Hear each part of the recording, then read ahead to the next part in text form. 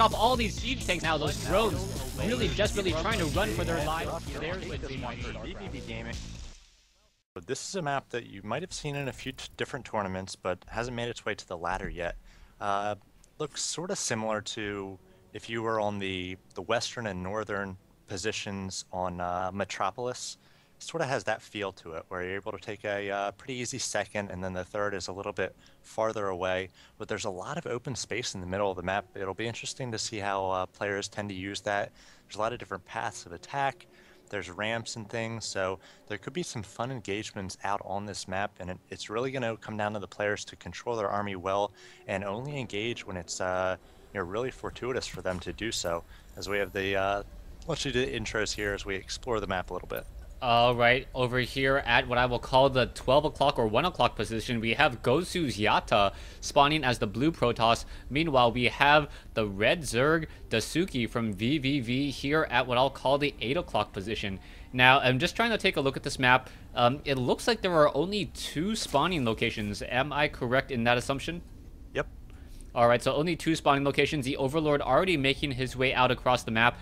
And we are going to see a Forge Fast expansion coming in from GosuYata. It is important to note that both of the players knew which map would be the first map, and so perhaps they did practice some of these builds a little bit more than, say, if it was a Game 7 in the series, where they're like, I would just normally veto down this map anyways. So we'll see what the strategies will be, and whether or not they practice any cheese, or if they're just going to do some standard play here. A few things with that pylon placement. It seems like a really wide choke point to do a Forge Fast Expand build. I know that that's really popular these days, and most of the players are more comfortable doing that, but it's going to take a lot of buildings to get a full wall off here. So we might see, as this map gets played, a little bit more some cheeses and taking advantage of that on the Zerg's part. And then on the Zerg side, obviously you're able to get your natural on every single map, as we see DaiSuki going for a 14 pool there, pretty standard. But that third is very far away from your main, and it's got basically 2 points of access, one of which, if you place a pylon sort of on the southern part of the map, it could be very difficult to defend with slow lings or slow roaches if a Protoss decides to attack that third if you put it up quickly. All right, and one interesting thing to note, this fourth base actually has 3 geysers. I don't know if you actually noticed that. There's a rich Vespene geyser behind a fog or behind vents. I'm not quite sure what to make of that.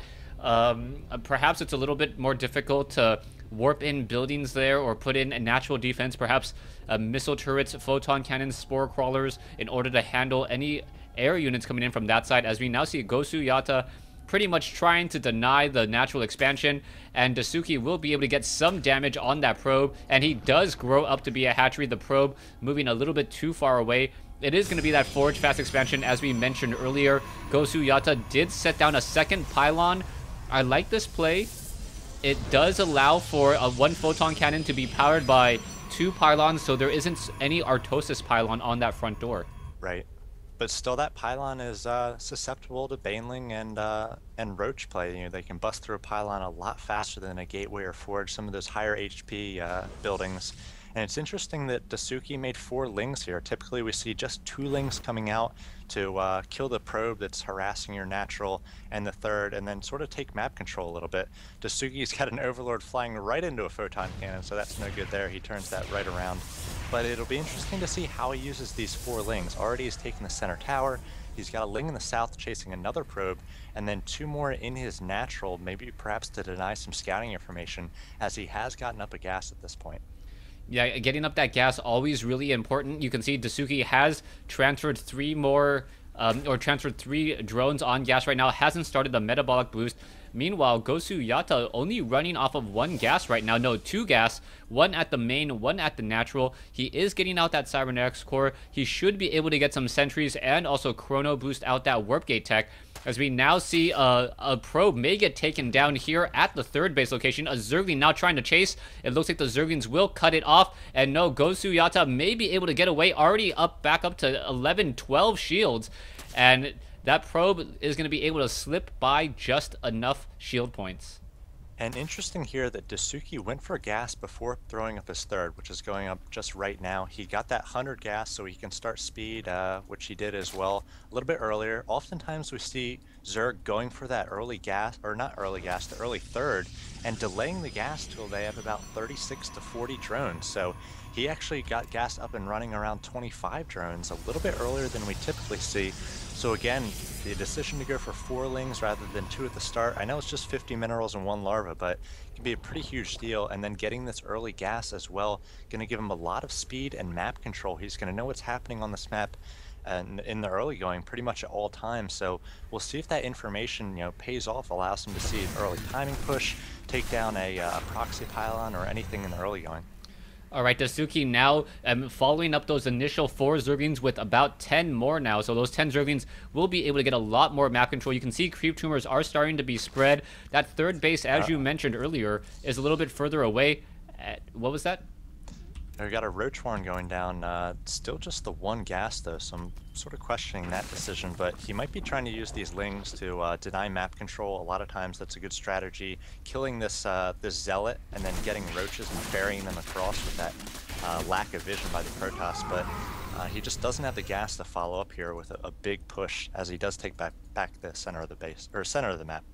Yeah, so taking back the center of the map, the Zerglings there. I don't know if I quite agree with the center portion of the map here. It doesn't really reveal all too much. The 2 Xel'Naga towers have like a little bit of the dead space where a lot of the units will actually travel through. So the Xel'Naga towers are not nearly as important. And there's also this giant no man's land on the south side, this what I'll call the center 5 o'clock position. There is an expansion down there as well, and I don't think that will be utilized unless we get into the very, very late game, as we have now already finished level 1 weapons upgrade, and now going into armor upgrades for all those gateway units.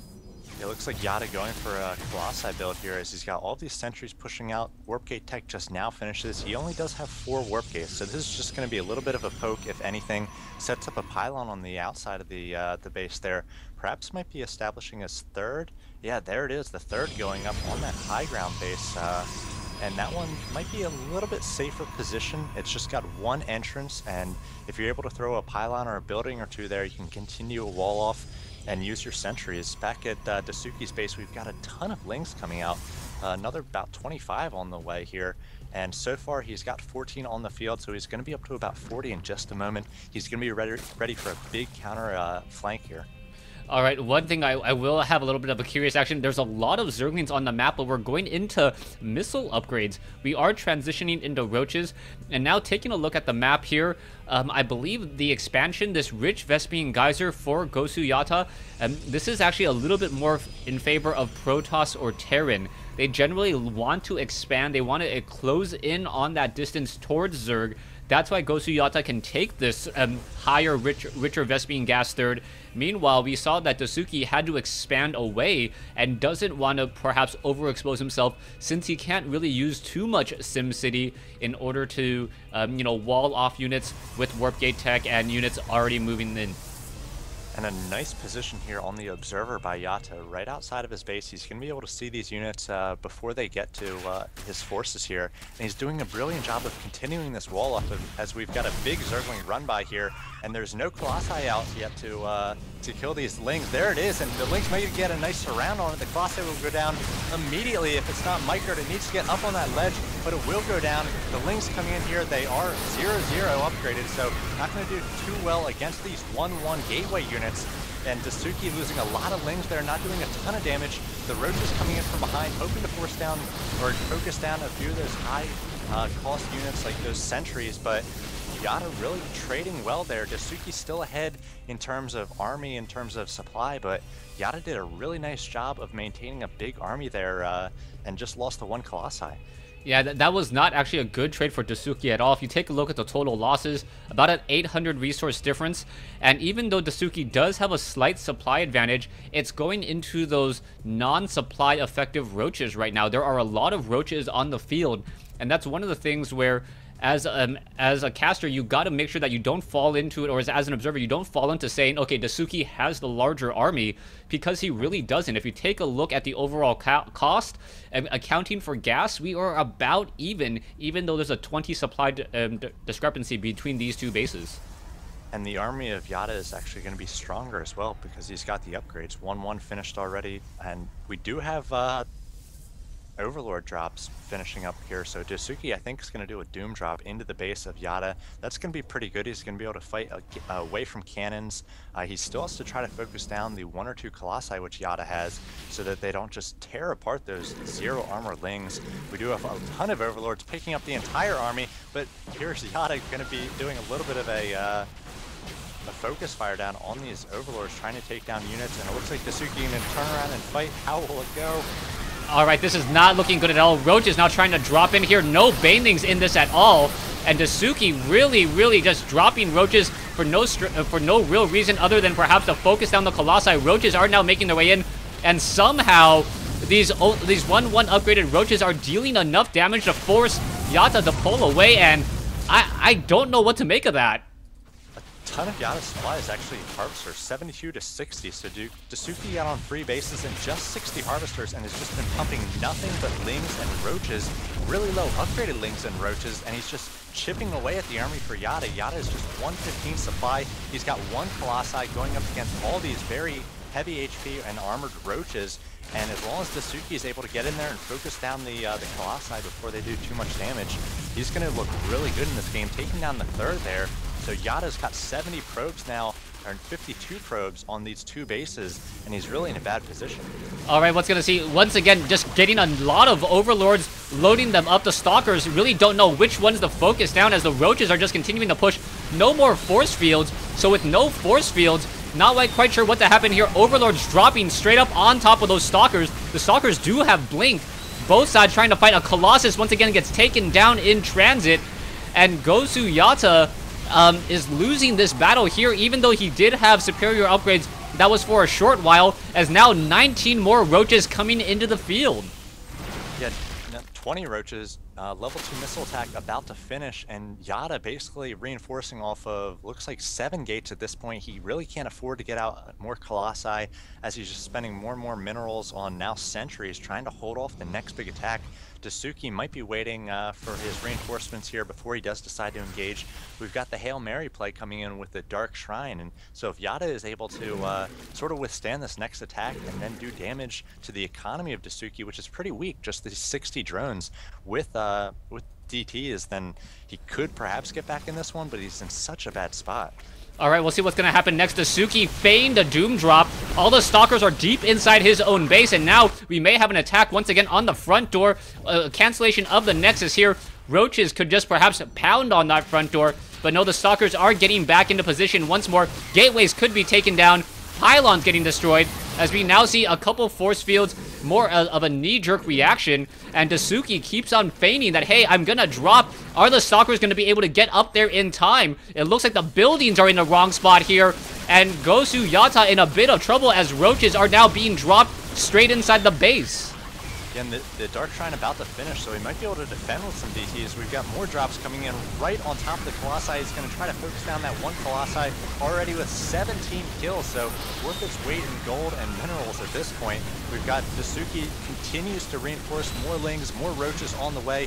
He has penetrated deep into the base of Yata, being able to focus down the Colossi almost as soon as they pop out. That 1 Colossi just 4 more HP, 1 more shot by Roach, down it goes, and there's the GG from Yata.